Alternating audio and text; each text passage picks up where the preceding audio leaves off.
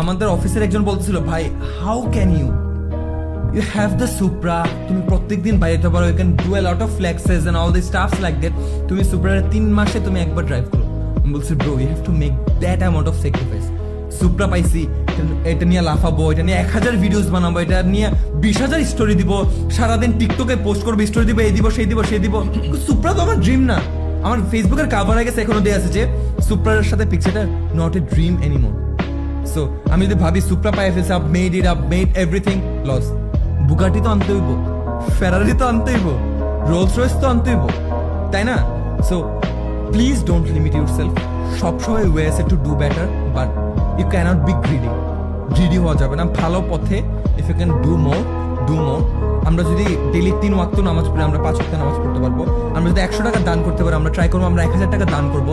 So always এই অপশনটা আমাদের কাছে আছে to do better each and every day, to improve hour selves.